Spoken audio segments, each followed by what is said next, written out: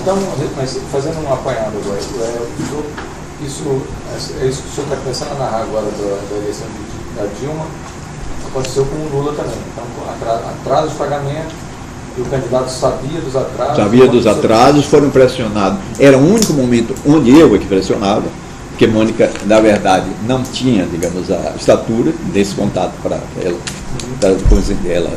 com os interlocutores, era com os intermediários, querido, Palocci mas tanto os dois candidatos, tanto o Lula quanto a Dilma, sabiam que quando falavam em atraso em pagar isso, sabia, não estavam falando de dinheiro do PT, não. Não, sabia claramente. Outra pessoa ia pagar isso. Não, era dinheiro que não era, que era de Caixa 2, que era dinheiro que não era do fundo regular partidário. Era o que estava prestando contas lá no TSE. Exatamente, não era. Ele sabia que sim. E no caso sabia, o Lula sabia que era do Odebrecht. Lula sabia quem seria o pagador. E a Dilma também sabia?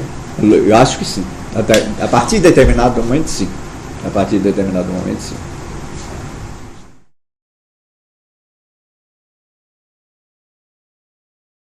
Num almoço que eu tive eu e ela no Palácio Alvorada, que eu lhe falei, nós almoçávamos com certa regularidade, eu jantávamos, justamente eu e ela. Não para tratar exatamente só de problema financeiro, ao contrário, eram mais assuntos relacionados à imagem é um trabalho que um consultor de imagem faz com o seu cliente. Ela já sabendo da nossa angústia em relação à dívida que permanecia da eleição da campanha de 2010 e preocupada, sinceramente preocupada com o andamento do trabalho e eu acho também com o equilíbrio financeiro e o bem-estar da minha empresa e minha também, ela me disse que não se preocupasse em relação ao que aconteceu em 2014, porque ela não ia deixar se repetir os mesmos erros. Que ela iria tirar a administração desses pagamentos, dessa forma de contato de Bacari, que aliás era uma pessoa, que eu não sei os motivos, mas a presidente Dilma não tinha uma relação amistosa, de confiança, não sei. Eu também não conhecia muito o Bacari, tinha pouquíssimo contato com o Bacari, e ter contato com o Bacari depois, já aqui em Curitiba, e queria colocar uma pessoa de sua extrema confiança, que depois se revelou que era o ministro Guido Mantega. E que, se tudo corresse como ela imaginava e queria ocorrer, eu iria ter pela primeira vez um pagamento antecipado, que antes de acabar a campanha, eu já teria recebido o pagamento. Obviamente que era o pagamento não oficial.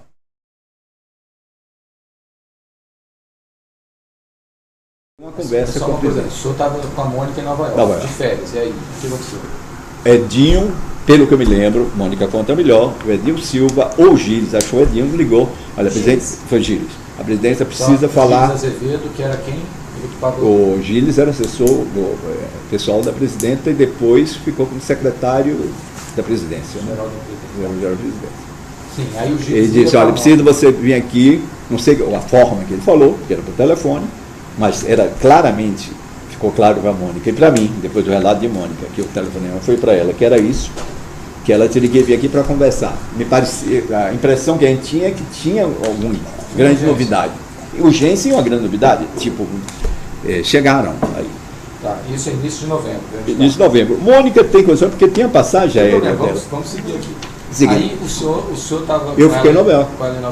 A data, o senhor tinha previsão de ficar quantos dias em Nova York? Não, é uma semana. Eu sempre ia muito, viajava muito. O senhor tinha chegado há quanto tempo em Nova York? 3 ou 4 dias, porque eu já estava na pré-campanha, salvo engano, eu já estava na pré-campanha. Novembro Não, mas isso ela já estava eleita segundo mandato. Tá. Eu estava na campanha já da República Dominicana.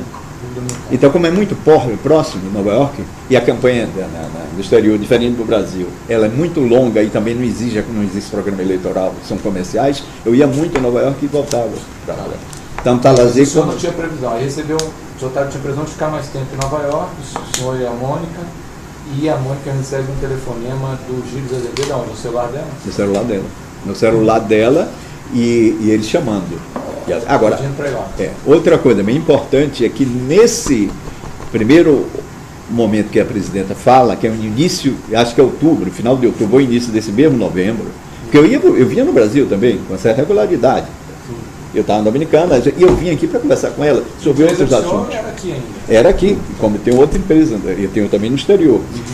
Então, ela, inclusive, a presidente me sugeriu, disse, olha, já que você está fazendo campanha lá, fique o mais tempo possível lá. Foi a primeira vez, inclusive, que ela pediu para que eu me afastasse um pouco do Brasil, até porque ela é uma pessoa extremamente... Isso foi naquela conversa que ela falou que o Marcelo estava mandando recado. Exatamente. Só por via das dúvidas, fica um pouco lá você e Mônica, fiquem por lá.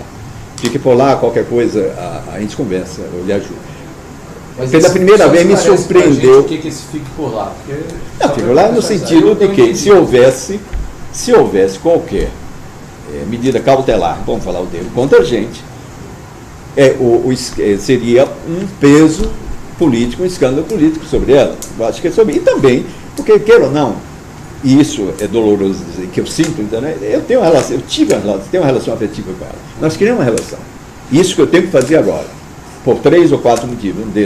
Um deles é por razão de legítima defesa, pessoal de minha família. O outro também é porque eu fui envolvido numa trama tão obscura sem ter conhecimento pleno do que era.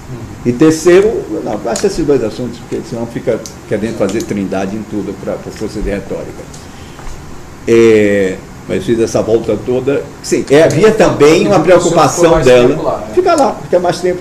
Que é isso aí. Quando chama, então, ela chama Mônica. Quando o Gilles chama a Mônica, a gente disse, olha, a coisa deve estar apertando. Eu digo, vá e veja o que vai. Ela vai e volta. No outro dia, uma viagem assim de bate e volta. Ela comprou a passagem no mesmo dia. Comprou a passagem no mesmo dia e viaja, é recebida, tudo aí isso. Uma passagem eu não quero. São Paulo, Rio. Eu não sei se teve. Ela conta que tem um bilhete. Se foi Nova York, Miami, Brasília, não sei. Ou se foi São Paulo. Pode ser que tenha sido ainda. No mesmo dia, ela comprou a passagem foi no dia seguinte.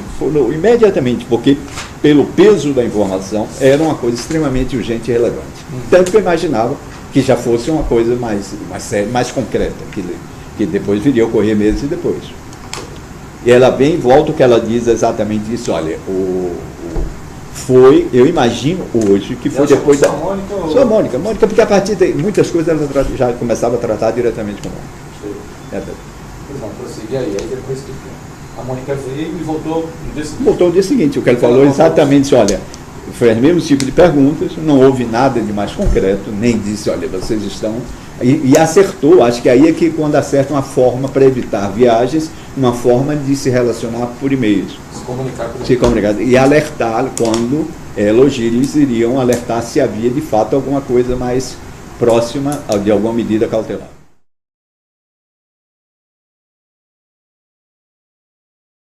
E como é que foi esse e-mail? Foi criado ali na hora? Foi. Mônica vai relatar aos senhores que eles criaram esse e-mail, ou depois um e depois mais outro, para já existia um e-mail criado, de Google naquele sistema, que Mônica explica detalhadamente e tem a máquina que está. E o e-mail, a função era se comunicar... comunicado sobre o andamento se tivesse alguma medida cautelar. E como é que o senhor sabe como é que era essa comunicação? Porque não eram e-mails... Não, era com coisas metafóricas, do tipo... não me lembro exatamente, mas eu recordo ter lido os anexos. Foi criado um e-mail, foi usado esse e-mail? Foi, eu acho que 2 vezes pelo menos. E a última vez na proximidade da nossa prisão. E a primeira? Vamos falar da primeira. A primeira vez eu não sei, sinceramente, eu não me recordo, Mônica pode... Mas tirando a metáfora, o que significava? Qual era a mensagem? Estou inseguro de memória de dizer se houve uma primeira mensagem ou se já foi a outra. A outra me recordo plenamente, que era dizendo, avise, aquele nosso amigo, como se fosse uma questão de saúde grave. Aquele nosso amigo termina qualquer coisa assim. E o pior é que eu soube que a mulher dele também está muito doente.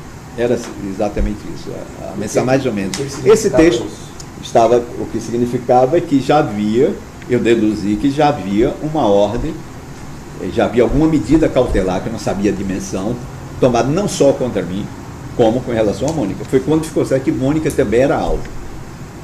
Quando ele disse que esse e-mail disse que o pior é que a mulher dele também está terminal, ou também está muito doente, era óbvio que eram os dois que estavam.